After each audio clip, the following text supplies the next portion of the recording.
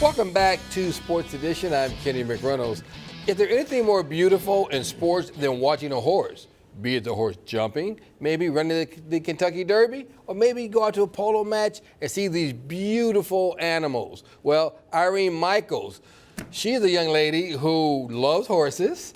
Irene, you're on horses. I want to thank you so much for being with me on Sports Edition. You're the founder of Eye on the Scene. And tell us a little bit about Eye on the Scene. And I know you have a big fundraiser coming up, Horses Without Humans, a charity fundraiser on May 29th. Yes, that's correct. Well, Eye on the Scene is something that I developed about 10 years ago. It's my own website, and I cover stories that happen here locally in Chicago and also internationally. I cover horse stories because I'm passionate about horses, charities, award shows, the Grammys, the Academy Awards, the Screen Actors Guild, many, many shows. And it's been my passion to write about some of my experiences that I like to share with everyone. What was it about horses that captured your imagination? Oh, it's been a passion of love for so long. I was 11 years old when I first laid eyes on a horse. My classmate who had horses, cats, dogs, fish, turtles, a baby alligator. She was like living with Auntie Mame, if you ever saw that old-time movie. She invited me to go to a barn and look at her horses. And she was 11, just going on 12. And I had not been to a barn prior to that. And I said, I would love to do this.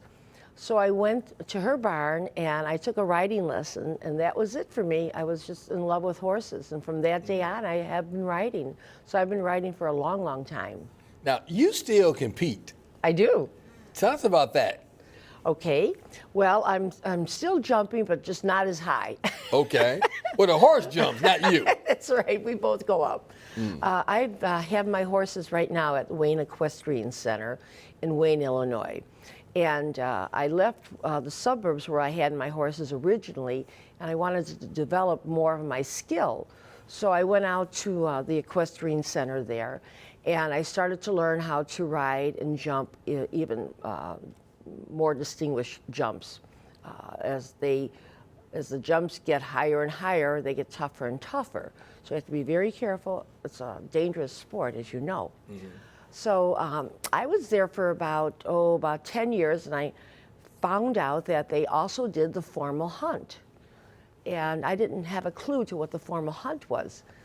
So I wanted to know more about that, and so they invited me to ride in the hunt. And what it is, it's like an old tradition that started way back in England, old England. And a bunch of riders mount up, and they have what is called the scent of a fox. And one of the riders goes ahead of all the other riders and lays down a scent of the fox. Then the hounds are let loose to go chase the scent, and then the riders who are mounted up chase the hounds to find where the fox is. Oh, okay. Of course, it's simulated, it's not for real, right. But it's wonderful. And I earned my colors by being there and riding all those years. And so now I'm able to jump and to ride all over the country. Now, this is a dangerous sport as we see it. And I don't want to, believe me, say that you're old. Believe me, you're not. You're a beautiful young lady. But at 73 years of age, why continue to jump in what is kind of a dangerous sport? It's because I love it so much. Now, have I become hurt in any way? Yes, I did. I busted my femur at one time, and the doctor said I would probably never ride again, but I went back to it. It took me 2.5 years, but I finally did do it. And then it's like any sport. If you are in a dangerous sport, sooner or later something might happen, minor or even more serious. Mine was very serious. And I continue to do it because it is my passion and it's my hobby. And now I'm into rescuing horses, so I continually learn more about rescue. horse. Well, we don't want you to get hurt. So if you don't jump anymore, I'll be happy because we do not want you to get hurt, okay? Hey, let's take a break. When we come back, we want to talk about rescuing horses and your charity event, okay? Hey, let's take a break. Back with more in a minute.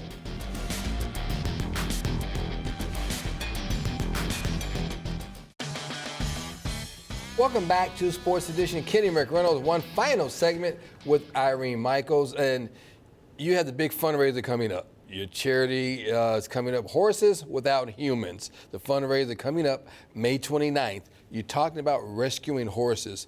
Talk a little bit about what this fundraiser will do for your horses. Okay. It's a non-for-profit organization, and it was started about 2 years ago. Yvonne Berteau, who is a filmmaker, was making films on horses and did a lot of research. And as she was researching, she found out, and I didn't know this either, there's about 140 to 150,000 horses slaughtered every year. Wow. And they sell the horse for horse meat. It's in Canada as well as Mexico, so it's very, very sad. And it's what we're trying to do is rescue as many horses as we can, one by one if need be, and bring them to homes that people would come out and adopt them. So caring for a horse is very expensive. People sometimes fall on hard times. They can't continue to pay for their horses, or other people just don't want their horse any longer. And some horses, after 3 or 4 years old, are tossed out of the racetrack because they don't win any races. And these horses are just left abandoned. And they end up with despicable ends. So we are trying to heighten awareness and make sure that people know that if there are any horses there that are loose or need a home, please take them to us. Our fundraiser is on May 29th. It's at Gina and Giorgetti's at 6 o'clock.